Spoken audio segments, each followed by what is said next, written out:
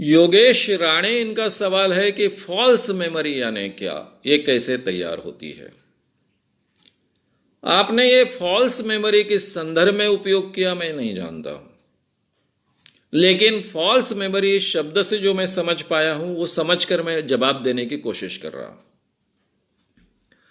False memory का मतलब मैं ये ले रहा हूं कि किसी व्यक्ति के दिमाग में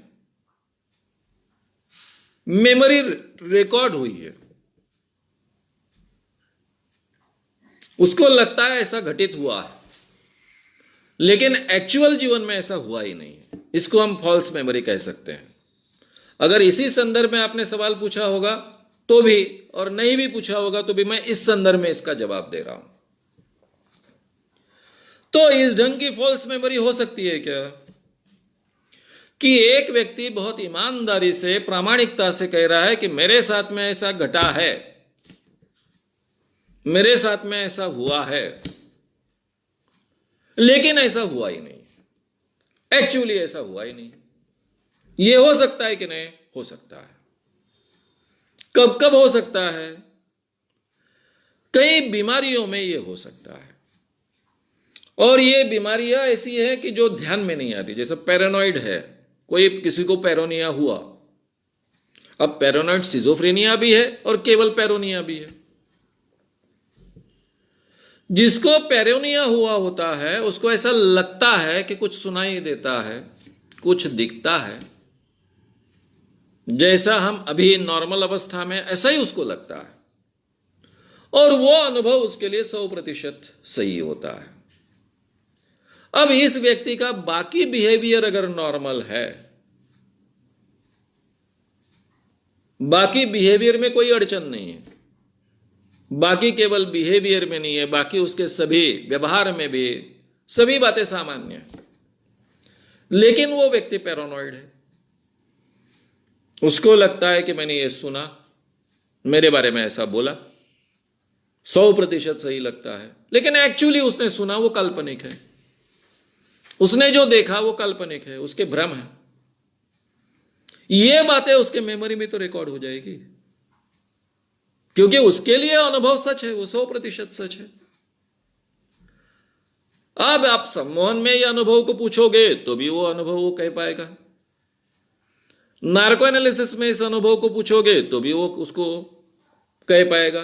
क्यों? कि उसके दिमाग में रिकॉर्ड हो गया है।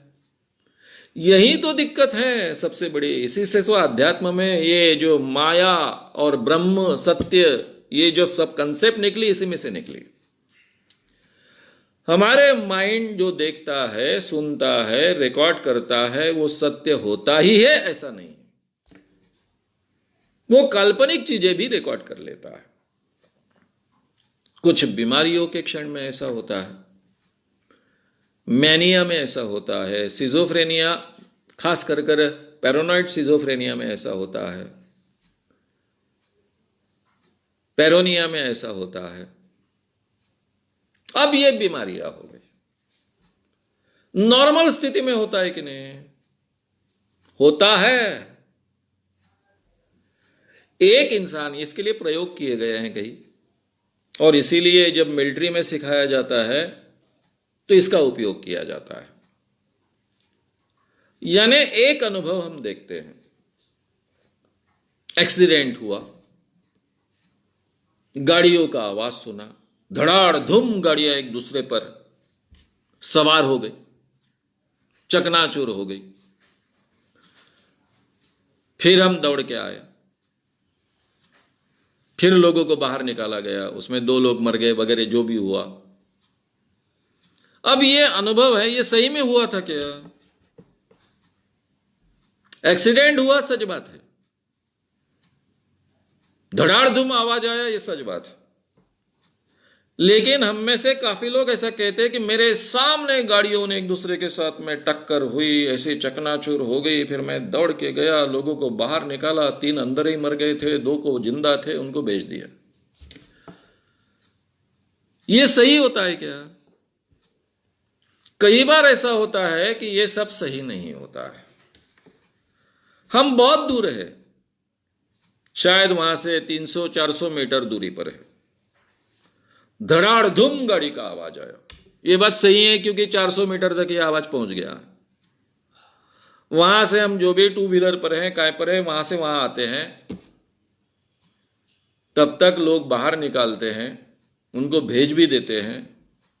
फिर हम बाकी लोगों के मुंह से सुनते हैं कि कैसी एक गाड़ियां एक दूसरे के ऊपर में चढ़ गई, कैसी एक दूसरे के साथ में डैश हो गया, क्या हो गया, पहले 3 लोग कैसे छटपटा रहे थे। अब कहें कि हम जब तक आए वो छटपटाने वाले मर गए थे, वो दोनों थे, उनको भेज दिया था, तो फिर लोग क्यों इंटरेस्ट से हमारा सुनेंगे।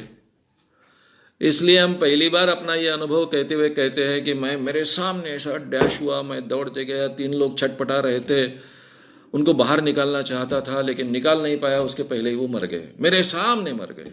फिर जो 2 लोग थे, उन 2 लोगों को ऐसा बाहर निकाला गया, वो जिंदा थे, उनको भेजा गया। ये सब वर्णन हम करते हैं।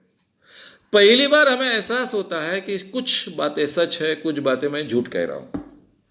एक बार ये अनुभव दोहराते हैं, दूसरी बार दोहराते हैं, तीसरी बार, चौथी बार, 5वीं बार, 6वीं बार, 10वीं बार, बार बार ये अनुभव अगर दोहराया, कोई टीवी वाले ने हमको पकड़ लिया, हमने टीवी पर ये बातें कह दी, टीवी वाले का प्रसारण हो गया, फिर लोग हमसे पूछ रहे हैं, फिर हम का वर्णन कर रहे हैं, 50 बार ये वर्णन किया, 1 साल बाद भी वर्णन किया, 2 साल बाद भी वर्णन किया, तो सही माने में हमारे दिमाग में रिकॉर्ड हो जाता है। हालांकि हम लोग मरने के बाद वहां पहुंचे हैं, 3 लोग मर गए थे, लेकिन बाद में हमें याद नहीं रहता है कि हमने झूठ बोला था, क्योंकि इतनी बार हमने उस चीज को दोहराया है कि वो हमारे दिमाग के लिए सच बन जाता है। ये रिपीटेशन के कारण भी ये फॉल्स मेमोरी क्रिएट हो सकती है। पहली फॉल्स मेमोरी बीमारी के कारण, दूसरी फॉल्स मेमोरी रिपीटेशन के कारण। जो हमारा एक उत्साह होता है, ह्यूमन टेंडेंसी होती है कि मैं वहां था, ये कहने की ह्यूमन टेंडेंसी होती है, उसको बार बार रिपीट करते हैं तो हम खुद भूल जाते हैं कि मैंने रिपीट किया था। तीसरा प्रकार, कोई बीमारी न होने के बावजूद अगर कोई कल्पना हम बार बार करते हैं तो वो भी फॉल्स मेमोरी बन जाती है। इसका एक उत्कृष्ट उदाहरण करके सम्मोहन में जो रिग्रेशन किया जाता है, उसकी याददाश्त हमेशा 100% सच मानी गई थी। लेकिन अमेरिका में एक केस हुई, एक बाप पर, अभी मुझे याद नहीं है उनका नाम वगैरह, भूल गया मैं, क्योंकि सी कोर्स में कभी बताना पड़ता था तो याद रखता था। अमेरिकन एक व्यक्ति, उसके ऊपर यह केस हो गई कि उसने अपने बेटी के साथ में रेप किया। क्योंकि बेटी की उम्र कम थी इसलिए वो रेप बना। बेटी की उम्र अभी 30 साल के ऊपर है। जब वो 14 साल की थी तब उस पर रेप हुआ। किसने किया? सगे बाप ने किया। यहां कोई सौतेला बाप नहीं है, सगा बाप। बाप को एकदम से जेल हो गई। शुरुआत कैसी हुई? उस लड़की की कुछ प्रॉब्लम थी। ये 30-35 साल की जो लड़की है उसके कुछ प्रॉब्लम्स थे, वो साइकेट्रिस्ट के पास गई। अमेरिकन अनेक साइकेट्रिस्ट हिप्नोसिस का उपयोग करते हैं, या फिर हिप्नोटिस्ट उनके साथ में, हिप्नोथेरेपिस्ट उनके साथ में जुड़ा हुआ होता है। हिप्नोथेरेपिस्ट ने इसके प्रॉब्लम्स के तह में जाने के लिए, जिसको कहते हैं एनालिसिस करना, हिप्नोसिस द्वारा जो एनालिसिस किया जाता है उसको हिप्नो एनालिसिस कहते हैं। तो इसका हिप्नो एनालिसिस करने के लिए उसको रिग्रेस किया, और रिग्रेशन के समय में उसने कह दिया कि मेरे बाप ने मेरे साथ में बलात्कार किया। अब ये साइकोथेरेपिस्ट और साइकेट्रिस्ट दोनों बहुत जागरूक थे। इन्होंने पुलिस कंप्लेंट कर डाली। पुलिस कंप्लेंट में इसके जो कन्फेशन के, यानी रिग्रेशन के वक्त के जो कन्फेशन के जो सीडीज थे वो भी सादर किए गए। अब ये प्रूफ हो गया, न्यायमूर्ति ने उसको जेल में भेज दिया। ये बाप बार बार कह रहा है कि मैंने नहीं किया है ऐसा, मैंने नहीं किया है। एक पत्रकार इस व्यक्ति को जानती थी। उसको लगता था कि अपने बेटी के साथ में नहीं कर सकता है इस ढंग का व्यवहार, इसलिए वो उसके जाकर मिल गई। बड़ी पत्रकार थी। मिलने के बाद में उसने कहा कि मैंने नहीं किया है रेप। उसने पूरे केस पेपर पढ़े थे, उसने केस पेपर से डेट भी उठाई थी। उसने कहा कि इस डेट को तू कहा था, तुझे याद है क्या? वो बोले मैंने वैसे विचार ही नहीं किया, क्योंकि मैं पहले इतना डिस्टर्ब हो गया कि मेरी खुद की बेटी जिससे मैं इतना प्रेम करता हूं उसने मुझ पर आरोप किए, तो उस ढंग से मैंने सोचा भी नहीं, और उसने ज्यादा अपने आप को डिफेंड भी नहीं किया। नहीं बोले तुमने डिफेंड करना चाहिए, निकाले। उसको डायरी रखने की आदत थी, उसने वो डायरी के जरिए उसको जानकारी दी, यानी जहां भी डायरी रखी होगी वहां जाकर उसने वो डायरी ढूंढी, उस डायरी में डेट्स देखी, उस डेट्स में वो दूसरे देश में था।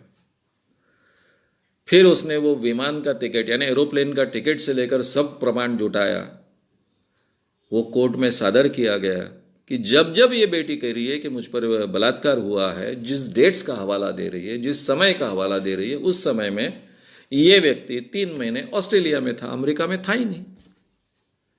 3 महीने ऑस्ट्रेलिया में था, तो वो 3 महीने में तो बलात्कार नहीं हुआ, और वो सभी डेट्स उसी में आती है। यानी उन दिनों में उस बेटी ने कल्पनाएं की थी, और वो कल्पनाएं उसको सच लगने लगी थी, और वो उसके जहन में बैठ गई थी। उल्टी बात हुई थी, बेटी ही अपने बाप के बारे में ऐसी कल्पना कर रही थी, और उसके लिए वो सच हो गया था। और 14 साल की बेटी है, इसलिए उसके साथ में संबंध बनाना ये रेप हो गया। इस केस के बाद फिर न्यायमूर्ति ने उसको छोड़ दिया। इस केस के बाद रिग्रेशन में जो मेमोरीज होती है, सम्मोहन में जो मेमोरीज बताई जाती है, वो 100% सच होती है ऐसा नहीं मानना चाहिए, वो फॉल्स मेमोरीज होती है ऐसा मानना चाहिए। एक नॉर्म पैदा हुआ।